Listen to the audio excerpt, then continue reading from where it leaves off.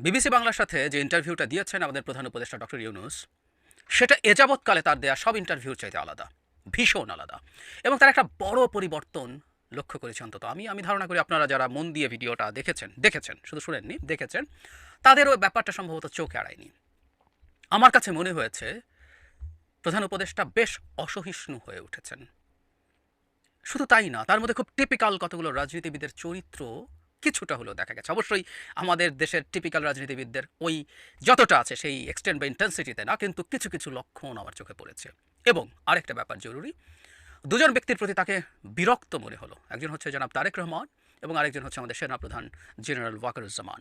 এই সব কিছু নিয়ে কথা বলতে চাই এবং তার এই ইন্টারভিউতে আরও কিছু ইস্যু নিয়ে কথা বলেছেন, সেগুলোও বলতে চাই। প্রথম যেগুলো আমার কাছে একটু লেস ইম্পর্ট্যান্ট সেগুলো একটু নিয়ে কথা বলি। তিনি খুব মানে তার সরকার বিদেশিদের আস্থা অর্জন করেছে বেশ লম্বা সময় ধরে। অনেকগুলো বাক্য দিয়ে তিনি এই জিনিসটা অ্যাস্টাবলিশ করতে চেয়েছেন। খুবই ইন্টারেস্টিং। তারপর দেশের আস্থার কথা, দেশের মানুষেরও তার প্রতি আস্থার কথা বা তার সরকারের প্রতি আস্থার কথা ইন্টারভিউয়ার আনেন, কিন্তু বিদেশিরা কতটা তাকে এন্ডোর্স করছে, কতটা আস্থা রাখছে, কতটা সাহায্য করছে, তিনি সেটাকে খুব জোর গলায় বলেছেন, খুবই জোর গলায় বলেছেন। তারপরে সরকারের নিরপেক্ষতা নিয়ে প্রশ্ন এসছে, সেটা নিয়ে আমার কাছে মনে হলো যে তিনি প্রত্যেকটা জবাব, আপনারা খুব মন দিয়ে দেখবেন ভিডিওটা, তিনি খুব সহিষ্ণুভাবে জবাব দিয়েছেন তা না, কারণ সরকারের যে নতুন দল তৈরি হচ্ছে তার পেছনে সরকার আছে কি না এই প্রশ্ন যখন উঠেছে, এটা ইনফ্যাক্ট জনাব তারেক রহমানের একটা কথা রেফারেন্সে আসছে। আমি যেহেতু বলছি যে বেশি গুরুত্বপূর্ণ জায়গাগুলো আমি পরে কথা বলছি, সেই কারণে এটা পরে বলবো। কিন্তু সরকারের যে নিরপেক্ষতা আছে সেটা তিনি মানে নিরপেক্ষতা প্রশ্নের মুখে পড়ছে, বিশেষ করে রাজনৈতিক দলের সাথে সরকারের কোনো সম্পর্ক আছে কি না সেটা তিনি খুব শক্তভাবে ডিনাউন্স করেছেন। যেটা আমাদের আসলে স্মরণ রাখা দরকার যে জনাব নাহিদ ইসলাম যখন তার পদ ছেড়ে দলে গেছেন তিনি সেটাকে উল্লেখ করেছেন যে কেউ প্রাইভেট সিটিজেন হয়ে দল করতেই পারে, কিন্তু আসলে ব্যাপারগুলো এত সরল না। জনাব নাহিদ ইসলাম একদিন সকালে ঘুম থেকে উঠে ওনার মনে হয়নি যে আমি এই ছাত্রদের দলে যোগ দিতে যাচ্ছি এবং সো আমার রিজাইন করতে হবে। একটা মানুষ মাসের পর মাস একটা সরকারে ছিলেন যার ভেতরে আসলে একটা রাজনৈতিক দল ছিল, এটা খুবই আপত্তিকর বলে আমি মনে করি। একই কথা প্রযোজ্য বাকি যে দুজন রয়ে গেছে, এই দুজনও তারা বলছেন যে তারা দলে যোগ দেওয়ার আগে রিজাইন করে যাবেন, কিন্তু তাদের এর থেকে যাওয়াটা মোটেও সুন্দর না। আমি একটা এক্সাম্পল এরকমভাবে দিচ্ছি, এখানে একটু বলি। একটা টক শোতে বলছিলাম, আমরা ধরে নিলাম উপদেষ্টা পরিষদের ৩ জন উপদেষ্টা বলছেন যে আমরা বিএনপিতে জয়েন করতে পারি, আমাদের সাথে কথাবার্তা হচ্ছে, আমরা নির্বাচন করতে পারি, তবে আমরা যদি বিএনপিতে জয়েন করার সিদ্ধান্ত নিই তখন আমরা রিজাইন করে জয়েন করব। অথবা দুজন বলছেন আমরা জামায়াতে ইসলামী দলটাতে যোগ দিতে চাই এবং আমরা নির্বাচনও করতে চাই, করব কিনা ভাবছি, যদি করি সরকারে থেকে করব না, আমি রিজাইন করে করব। এটাকে আমরা অ্যাকসেপ্ট করি? করব? কোনোভাবেই করব না। যদি সেটা না করে থাকি তাহলে ছাত্ররা দলে যাবে এটা মাথায় রেখে বসে থাকবে কেন? এতে সরকারের নিরপেক্ষতা প্রশ্নের মুখে পড়ে না? নট অনলি দ্যাট, ফিনান্সিয়াল টাইমসকে যে ইন্টারভিউ প্রধান উপদেষ্টা দিয়েছিলেন সেখানে আসলে তাদের প্রতি বায়াস প্রকাশিত হয়েছে, তাদের প্রতি শুভকামনা না, তাদের প্রতি আমাদের সবার শুভকামনা আছে, কিন্তু সরকার প্রধান হিসাবে তাদের প্রতি তিনি বায়াসড এটা মনে হয়েছে। এবার আসি আসলে মূল জায়গাগুলোতে। যেটা বলছিলাম যে এক ধরনের টিপিক্যাল রাজনীতিবিদের মতো আচরণ তার মধ্যে দেখছি। তাকে যখন মব বিভিন্ন জায়গায় বিভিন্ন কিছু করছে, তারপরে ৩২ নম্বর ভাঙার পর আর দীর্ঘ সময় ধরে ভাঙচুর চলেছে, গণপিটুনি, এসব জায়গায় তিনি ডজ করছেন। বিশেষ করে ভাঙচুরের ব্যাপারে কোনো স্পেসিফিক জবাব তিনি দেননি।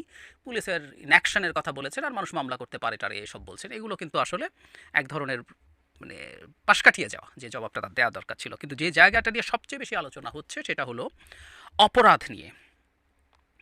আমরা দেখলাম প্রথম যখন দেশে বিভিন্ন ক্ষেত্রে আইনশৃঙ্খলা রক্ষার পরিস্থিতি খারাপ হচ্ছে, তখন যখন বলা হয় উনি মানে প্রধান উপদেষ্টা বেশ অসহিষ্ণু হয়ে ওঠেন, বিরক্ত হয়ে ওঠেন। তার বডি ল্যাঙ্গুয়েজ, তার ফেশিয়াল এক্সপ্রেশনস, তার ভয়েসের ইনফ্লেকশন সব কিছু মিলে তিনি যখন অপরাধের পরিস্থিতির অবনতি হয়েছে যখন বলা হয়, তখন তিনি বলেন কোন রেফারেন্স পয়েন্ট থেকে এটা হয়েছে এটা আপনাকে বলতে হবে। তো তিনি স্পষ্টভাবে বলছেন আমি তো হিসাব নিচ্ছি, কোনো অপরাধের পরিমাণ মোটেই বাড়েনি।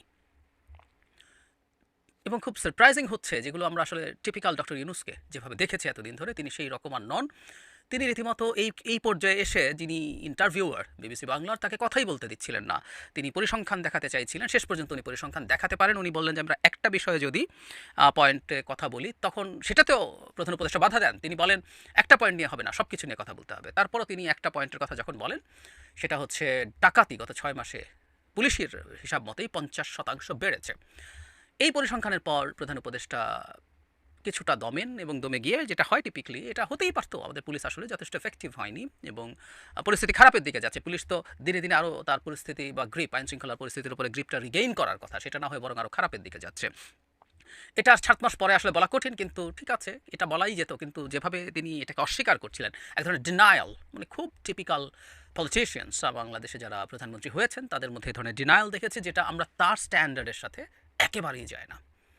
আমরা এতদিন পর্যন্ত দেখেছি যে কোনো সমস্যা তিনি স্বীকার করছেন, অ্যাকসেপ্ট করছেন, নিজের ব্যর্থতা নিজেও যথেষ্ট পেরে উঠছেন না, এই ধরনের কথা বলেছেন। এটা একজন সরকার প্রধানের জায়গা থেকে শুনতে হয়তো আমাদের অনাস্থা তৈরি হয়, কিন্তু এটা তার সততার একটা চমৎকার জায়গা, সেটাও মানুষের সমর্থন অর্জন করেছিল। কিন্তু প্রশ্ন হচ্ছে, এখন ডিনায়ালের মাধ্যমে এই ইনএফিশিয়েন্সি বা ইনকেপেবিলিটি, এটা কি আসলে ঢাকা যাবে? ঢাকা যাবে না। কোনো সরকারই যখন এগুলো ডিনায়ালের মধ্যে যায়, লাভ হয় না। মানুষের মধ্যে যে পারসেপশন আছে, সেই পারসেপশনের জন্য আসলে কাজ করতে হবে, বা অ্যাটলিস্ট সেটা পুরো দূর না করা গেলেও সরকার সিনসিয়ারলি চেষ্টা করছে এই ধরনের একটা মেসেজ আসলে দিতে হবে। এরপর জনাব তারেক রহমান, মানে সরকারের নিরপেক্ষতা নিয়ে যখন প্রশ্ন আসছে, তখন উপস্থাপক বলছেন যে জনমনে নিরপেক্ষতা নিয়ে প্রশ্ন আসছে, তখন প্রধান উপদেষ্টা বলেছেন তার সেটা মনে হয় না। তারপর উপস্থাপক জনাব তারেক রহমানকে রেফার করে বলছেন যে জনমনে এই সরকারের নিরপেক্ষতা নিয়ে প্রশ্ন তৈরি হয়েছে বলে জনাব তারেক রহমান বলেছেন। তখন প্রধান উপদেষ্টা অত্যন্ত বিরক্ত হয়েছেন বলে তার অ্যাটিটিউডে আমার মনে হয়েছে। তিনি বলছেন জনমনে, উনার মনে সন্দেহ হয়েছে কিনা সেটা হলো কথা। তারপর তিনি তার সাথে এসে কি করে না করে বলছেন, এই যে বাক্যটা তিনি বলছেন, ইট ওয়াজ ভেরি স্ট্রং এবং আমি মনে করি ওনার বিরক্তি প্রকাশ করে। আমি আসবো এই জায়গায়।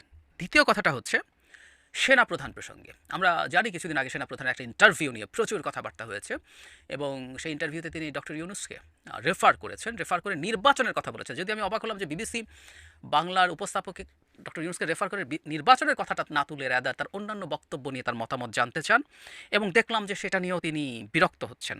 তাকে যখন জিজ্ঞেস করা হয়েছিল তখন উনি বলেন ওনার বক্তব্য উনি বলবেন। আমাদের প্রধান উপদেষ্টা বলছেন সেনাপ্রধান সম্পর্কে আমার কোনো বিষয় না, আমার ওনাকে এন্ডোর্স করা বা না করা তো বিষয় না। তারপরেও তিনি যখন এই সার্বভৌমত্বের কথা চালিয়ে যান, যেটা হুমকির মুখে পড়বে কিনা, মজার ব্যাপার প্রধান উপদেষ্টা সেটা অ্যাগ্রি করেন।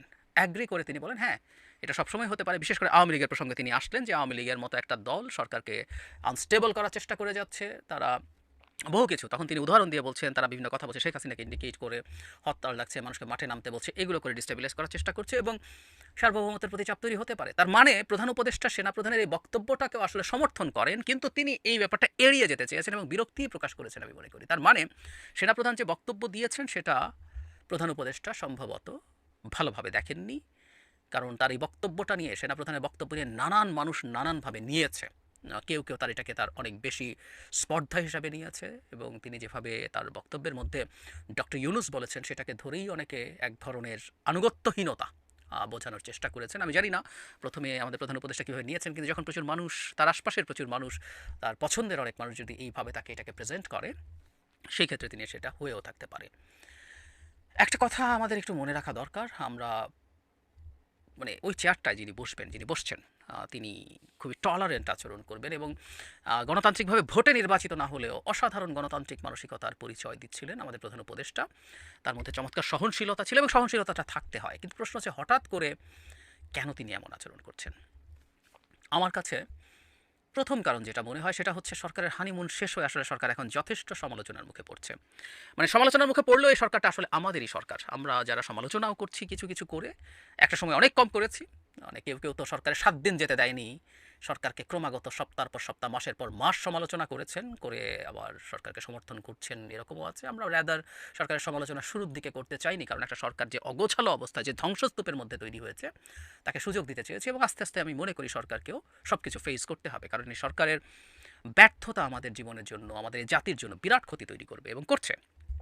সো সমালোচনার পরিমাণ বাড়ছে আস্তে আস্তে, এটা খুব স্বাভাবিক। যে সরকারের বয়স 7 মাস তাকে আর হানিমুনে থাকা সরকার বলা যাবে না, এবং যে সরকার যতই বলুক না কেন যে ধ্বংসস্তূপ, তার মধ্যে আসলে কতটা সুস্থ বা সব ঠিক হয়ে গেছে সেটা না, কতটুকু উন্নতি হয়েছে মানুষ সেটা দেখতে চাইবে। আইনশৃঙ্খলা পরিস্থিতি যদি পুলিশ একেবারে ভেঙে পড়া অবস্থা চাইতে 7 মাস পর বেশি খারাপ হয়, সেটার সাথে তুলনা করে মানুষ খুব স্বাভাবিকভাবেই প্রশ্ন করবে। সো আমি মনে করি যে সমালোচনা আস্তে আস্তে সরকারকে চাপে ফেলছে এবং এই চাপে পড়ারই এক ধরনের বহিঃপ্রকাশ এখানে হয়েছে।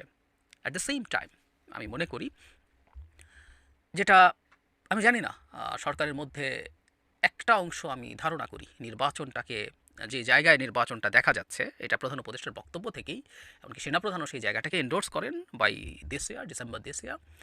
এটা নিয়ে অসন্তোষ যদি থেকে থাকে, কেউ যাবতীয় সব কর্মকাণ্ডকে, নির্বাচন চাওয়ার কর্মকাণ্ডকে, সরকারের নিরপেক্ষতা নিয়ে যে আলোচনা আছে সেই সবগুলোকে তার কাছে মিসইন্টারপ্রিট করা হয়েছে, বা তিনি মানে এটা কেউ বলবেনই যে তিনি অত্যন্ত জ্ঞানী, বিচক্ষণ, বুদ্ধিমান মানুষ, তিনি মিসইন্টারপ্রিটেশন যদি কেউ তার সামনে করেও তিনি সেটা গ্রহণ করবেন কেন? তার মানে তার মধ্যেও এই ধরনের একটা পরিস্থিতি তৈরি হয়ে থাকতে পারে। এটাও খুবই অ্যালার্মিং আমি মনে করি। তার চাইতে জরুরি কথা, একটা গণতান্ত্রিক ব্যবস্থায় নানান মানুষ নানানভাবে কথা বলবে, এবং সবচেয়ে ভালো হয় যেটা উনি এতদিন দেখিয়েছেন, তিনি চমৎকার টলারেন্ট আচরণ করেছেন। তিনি সেটা যদি ধরে রাখতে পারেন, সেটা তার ধরে রাখা উচিতই হবে। একটা রাজনৈতিক দলের প্রধান, আমি তাত্ত্বিকভাবে বলছি, আমি জনাব তারেক রহমান যে নিরপেক্ষতা প্রশ্নবিদ্ধ হয়েছে বলছেন, আমি এটা খুব স্ট্রংলি এন্ডোর্স করি। সরকার আসলেই তার নিজের নিরপেক্ষতাকে প্রশ্নবিদ্ধ করছে তার খুব ভুল এবং বোকা স্টেপের কারণে, অথবা আই ডোন্ট নো তার কোনো ভেস্টেড ইন্টারেস্ট আছে কিনা সেটার কারণে, কিন্তু এটা প্রশ্নবিদ্ধ হয়েছে বলে আমি মনে করি, আমার কাছেও তাই। কিন্তু এটা যদি ভুলও হয়ে থাকে, সেটাকে এইভাবে রেসপন্ড না করা, এই টোনে রেসপন্ড না করা সবচেয়ে ভালো। একটা গণতান্ত্রিক ব্যবস্থায় প্রত্যেকটা দল তার নানান রকম ইন্টারেস্ট থাকে, সে কীভাবে নির্বাচনটাকে দেখতে চায়, কখন নির্বাচন দেখতে চায়, কোন নির্বাচনটা আগে চায়, কোনটা পরে চায়, তার ইন্টারেস্ট আছে। নানানজন নানানভাবে সেটা বলবে, সেটা সরকারের সাথে চিন্তাগত ডিফারেন্স তৈরি হতেই পারে। সেই জায়গায় এই ধরনের আচরণ মানে আমার কাছে সঠিক মনে হয়। বারবার আবার একটা কথাও বলি সবসময়, ছাত্রদের দল সম্পর্কে বলছিলাম, মানুষ আসলে অন্যজনের সাথে তুলনা করবে না। আমাদের ডক্টর ইউনূসকে কেউ নিশ্চয়ই শেখ হাসিনার সাথে তুলনা করবে না।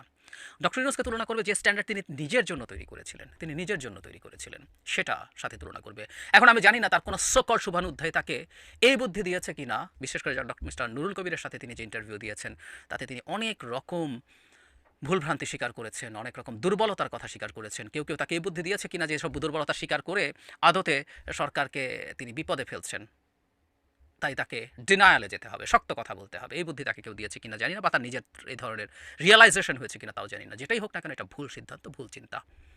ব্যর্থতা বা দুর্বলতার চিকিৎসা বা ঔষধ হচ্ছে সেটা কার্যকরভাবে ঠিক করে আনা। ডিনায়াল বা মানে অসহিষ্ণুতা দেখিয়ে সেটা আসলে ধামাচাপা দেওয়া যায় না, বরং একটা বাজে ব্র্যান্ডিং তৈরি হতে পারে। আমরা কোনোভাবেই চাই না সারা পৃথিবীর কাছে অত্যন্ত রেসপেক্টেড এই মানুষটা, এই আর অল্প কিছুদিন তার দায়িত্ব আছে, এই সময় এসে নিজকে আর কোনোভাবে বিতর্কিত করুক। অত্যন্ত চমৎকার একটা ট্রানজিশনের সময় দেশকে নেতৃত্ব দিয়ে দেশের গণতান্ত্রিক ব্যবস্থা পরবর্তী পর্যায়ে নিয়ে গিয়ে গণতান্ত্রিক ব্যবস্থা পুনর্বহাল করে বিদায় নিয়েছেন আমাদের প্রিয় ডক্টর ইউনূস। আমরা সেটাই দেখতে চাই, আমরা সেই মানুষটাকেই দেখতে চাই, অন্তত মিডিয়ার সামনে, যেটাকে আমরা আগে দেখেছি। তবে হ্যাঁ, তাকে অনেক টাফ হতে হবে, টাফ দেখতে চাই তার কার্যকর ক্ষেত্রে। তিনি একজন অ্যাডমিনিস্ট্রেটর, সেই প্রমাণ তিনি তার প্রশাসনের ক্ষেত্রে দেবেন, আমরা সেটা এক্সপেক্ট করি।